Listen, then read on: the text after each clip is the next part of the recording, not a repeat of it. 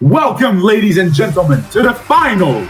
On our right, the champion himself and the strongest trainer on Pokeland, Astro. On our left, our challenger, the one and only Verse. Oh, hey there. In this video, I spent 100 days in Pixelmon. My goal is simple, to become the strongest trainer. I'm also playing on the Pokeland server, which is simply put the best server out there for Pixelmon, so feel free to join me anytime using the tutorial down below. Now let me show you my journey and how I got to this point. So I joined the server and the first thing I saw were two players fighting in the hub. Instinctively I started fighting them as well, and of course I destroyed both of them. I decided to join the OASIS realm, and now was the time to choose my starter Pokemon. I could choose between custom starters or original starters. Since my goal in this video was to become the strongest player, I decided to go and choose Charmander. I wanted a Mega Charizard Y, just don't ask me why. I looked around spawn and found some sweet crates, and I'll also be giving away a legend key and a rank to someone who comments on my video, so make sure to comment. Anyways, by voting for the server, I got some free rewards. I even got an orb, and if I fill that up, I can summon one of the legendary birds. I even got an Alolan Dex pass, and if I complete the Dex, I can get a legendary key. Anyways, I walked around spawn, got some free rewards, and then I had to decide what my job was gonna be. There were some cool options, but my favorite job is honestly miner.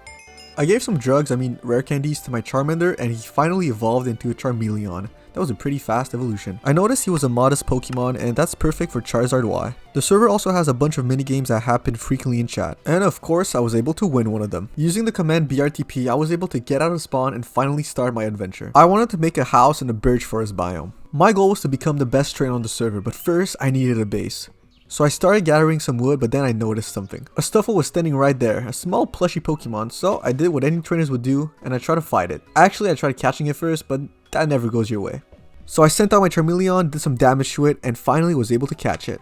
My first Pokemon. I honestly don't like Stuffle as a Pokemon, so I decided to Wonder Trade it away. When you don't want a Pokemon, you usually just Wonder Trade away, and you'll receive another Pokemon that someone else did not want. So it was like recycling. I got a Wartortle though, and honestly Blastoise sounds like such a good addition to the team, so I decided to keep it. Anyways, after some walking around, I found this nice spot, and look at the river. Oh my god, that water looks fresh. Sheesh! Since I'm human, I need water to survive, so I decided to make a house right next to the water, just in case I needed water. I don't know if Pokemons need to drink water. Do they need to drink water? They probably need to drink water too, so that was the perfect base for me. So I got some stone tools, started digging out the mountain to make myself a nice base.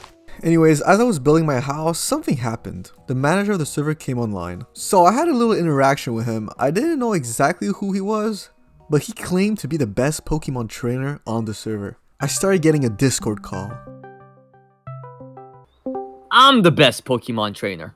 He dared claim to be the best Pokemon trainer, so I got mad and went mining. I was gonna show him that I'm the best Pokemon trainer. Anyways, after a lot of boring mining and getting wood and materials, my house was kinda complete. I don't know, it's pretty basic, but hey, it works. Oh, and when you come join the server, make sure to build a house right next to mine using this command, /warpverse. Let's try to make a nice village that we can all live in and admire this sexy river. I went to the shop, bought myself a Thunderstone and a lot of Pokeballs. Combining the Thunderstone with the orb gave me a static orb.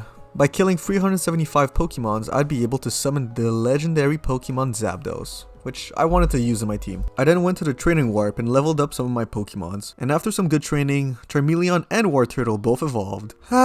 Kids, they evolve so fast. I decided it was time for me to go get some new Pokemon, so I warped to the safari. You can catch any Pokemon to the safari since they have all the biomes, but there's also this place called the Dark Safari. Crates, mobs, and a bunch of other things are in the Dark Safari, and if you die, you may lose a Pokemon in your party, so I was not gonna go there anytime soon. Instead, I wore myself to the Mesa biome to try and find myself a new strong Pokemon. I found a Lairon, but he was stuck in the sand, so I decided to go instead try to find an Aeron. Luckily, they're not too rare, so I was able to find one pretty quickly, and of course, I captured it. I think Aggron is a pretty cool Pokemon. I then warped to the extreme hills in hopes to find a Komoho. I actually really wanted one on my team, and fortunately for me, I found a Jingmoho. Oh, and a player sent me a shiny Bibarel for some reason. I'm not too sure why, but hey, I'll take it. I was just chilling in my house, and then I heard a noise outside, so I went outside to look, and I'm back, loser, and this time I'll show you why I'm the best Pokemon trainer of Pokeland. no, I've been training, Astro. I'm gonna show you my power. Go, Charizard! He then sent out a legendary Pokemon, Rayquaza, and yeah, I got completely destroyed by him. Easy peasy lemon squeezy on your titty. And he just flew away like that. I thought about it for a minute. If I wanted to be the strongest trainer and beat Astro, I needed to get myself a legendary Pokemon. And one way to do that is to get a legend key from the Alolan Dex. So I went ahead and captured all the Alolan Dex Pokemons that were required. Honestly, it took a while, but hey, it was gonna be worth it. I then went ahead and went back to spawn, and there it was, the legend crate. I wasn't too sure what to expect, but hey, I was hoping for the best.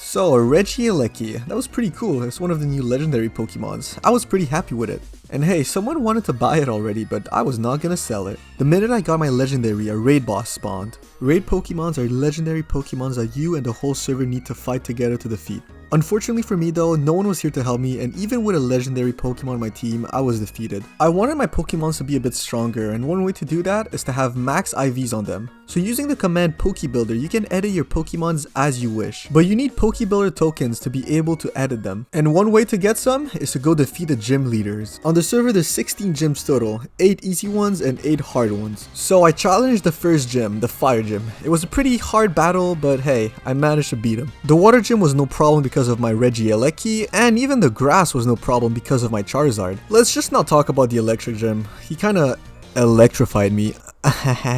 Okay, I'll stop. I realized my Pokemons were very underleveled, so it was time to go train them. Except training takes so much time, so I used a little YouTuber trick, Warp XP. This is a warp you can only get if you're a donator on the server, and guess what? I can have access to it. My Aeron evolved, and even my Jangmoa evolved. After a while, all my Pokemons were level 100. My team was looking pretty good, but there's another thing I needed to go do. Yeah, that's right, I need to go EV train. If you don't know what EV training is, it's pretty hard to explain. Pretty much each Pokemon has stats, so like attack, defense, speed, and you can train them in one specific stat.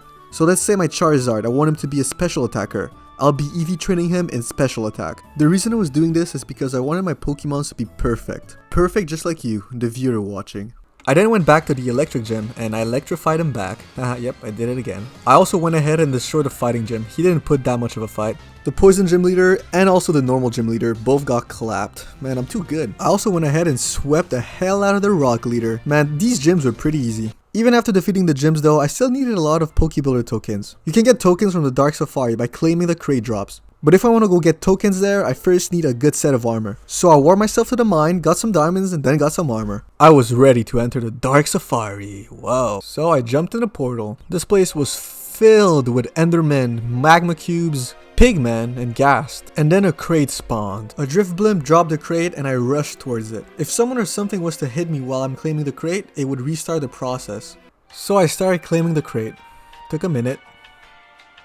Or two. I hope you guys are enjoying the video. Subscribe maybe if you enjoy the content. I'll make sure to make a house next to mine, /warpverse. Okay, it opened. So I got a bunch of rewards from this crate and I was pretty happy with it. And then another crate spawned. I started claiming the crate, but then I heard some noise. I then noticed another player that was charging towards me, and then the maniac killed me. And that was enough of Dark Safari for the night. I couldn't catch a break though. The minute I got home, a mystery trainer spawned on me. Spawned on me is an understatement. He like floated on me. Like an angel. I went ahead and defeated him though. Pretty easy battle. And he gave me an uncommon crate key, which then gave me money. I then checked the GTS to see if I could afford anything. And I couldn't. I'm still broke. Oh, if you don't know what the GTS is, it's pretty much the global trading system. You can buy and sell things on it. I instead decided to go spend some hard cash on TMs to teach my Pokemon new moves. If I wanted more Pokebuilder tokens, I need to get a stronger team to go defeat the hard gyms. So I hopped on my Charizard in hopes of finding a Mega Charizard Y.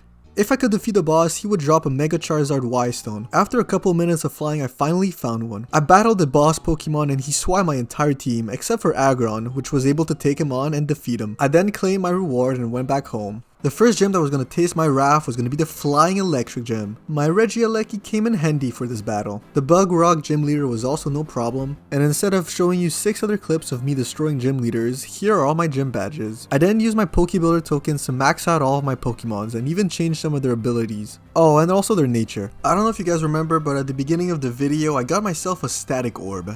If I was able to fill the orb up, I would be able to summon the legendary Pokemon Zapdos. And after all this training and all these capturing Pokemons and these killing Pokemons, well, yeah, my orb was pretty filled. So after claiming a Master Ball for my mod pack reward, I warped to the shrines. I summoned Zapdos and captured him, and a bunch of achievements just popped out of nowhere. I now had a Zapdos, but I wasn't sure what to do with it, so if anyone wants it, just let me know in the comments, I might give it to you. An Adam Sandler raid boss Pokemon spawned, so me and this random moderator fought it. It did a lot of damage, but I ended up being second on the leaderboard. The higher you are on the leaderboard, the more rewards you will get from beating a raid. I then went back home to a surprise. A player made a house next to mine. His house was pretty ugly, but hey, so am I. Sadly. Hi, do you like my house? No. I was heading back home and suddenly... This is my house now, fool! What the f? We then battled against each other. He had a lot of legendary Pokemons, and unfortunately he won. His Rayquaza was just way out of my league. Get wrecked, kid! If you don't have a legendary dragon on your team, you'll never defeat me. I'm the best Pokemon My trainer. house! Whee!